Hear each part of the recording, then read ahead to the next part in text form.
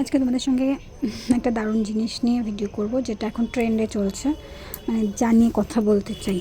সেটা হলো কৃষ্ণনগর আর চন্দননগরের জগদ্ধাত্রী পুজো। এটা নিয়ে ভীষণ ট্রোলিং চলছে চারিদিকে। চন্দননগর লোকেরা কৃষ্ণনগরের জগদ্ধাত্রী পুজো নিয়ে, জগদ্ধাত্রী মাকে নিয়েও ট্রোলিং করছে, যেটা কৃষ্ণনগরের লোকজনেরাও করছে। মানে আমার মনে হয় যারা মাকে ভালোবাসে, যারা একটু এই সম্বন্ধে সাধারণ একটু জ্ঞান আছে, তারা এইসব করবে না। এই জন্য আমি তোমাদের ভিডিওগুলো দেখাচ্ছি। এখানে পুরো মিক্সড আপ করা আছে, কোনোটা চন্দননগরে, কোনোটা কৃষ্ণনগরে।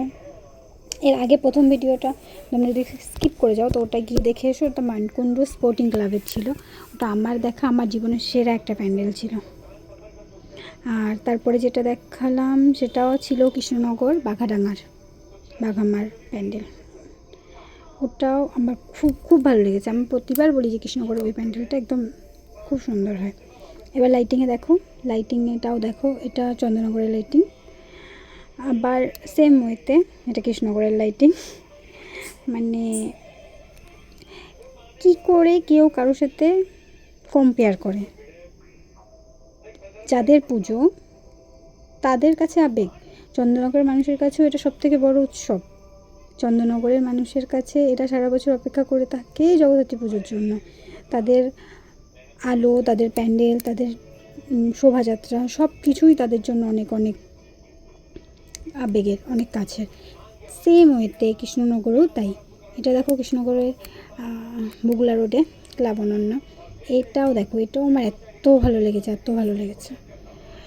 আমি বলি শোনো, একটা বড় পুজো হয় হোক, তারপর সেটা একটা ছোটো পুজো করে কেউ, সে কি সবসময় ভাবে বেশ বড়ো পুজোটা এত বড় হচ্ছে, তার মানে আমরা যে ছোটো পুজো করছি আমাদের পুজোর কোনো মহত্ব নেই? অবভিয়াসলি মহত্ব আছে। যেভাবে বড় পুজো যারা করছে তারা যেভাবে মাকে ভালোবাসে, যারা ছোটো পুজো করছে তারাও সেমভাবে মাকে ভালোবাসে। তারাও চায় যে তাদের মার পুজোও খুব ভালোভাবে হোক।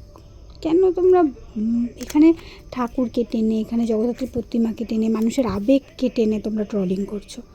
আমার তো বুঝতেই পারি না এই সমস্ত ট্রোল করে কী লাভ। চন্দননগরে খুব ভালো পুজো হয়। কোথায় পুজো আগে হয়েছে, কোথায় পুজো হয়েছে সেটা পরের ব্যাপার।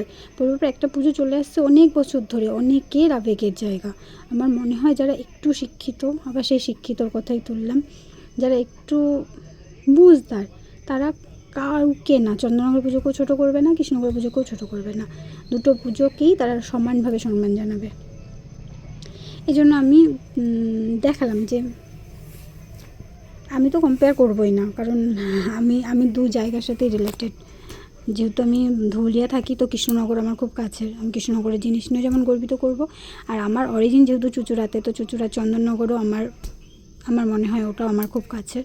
তাই ওটাকেও আমি সবসময় সবার সামনে ছোটো তো করবোই না, উপরে রাখারই চেষ্টা করব। তো দুটো পুজোই আমার কাছে সমান, তাই আমি দু জায়গাতেই ঠাকুর দেখেছি। একটাকে ছোটো করে একটাকে বড় করে সেভাবে না, সবটা আবেগে, সবটা নিজের মনের ব্যাপার।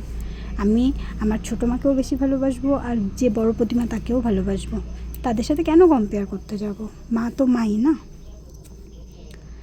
দেখো তোমাদের এই ভিডিওটা দেখাচ্ছি। এটা হলো এটা হেলাপুকুরটা এবার চন্দননগরে বিখ্যাত একটা পুজো হয়েছে, এটা সবাই জানো। দেখো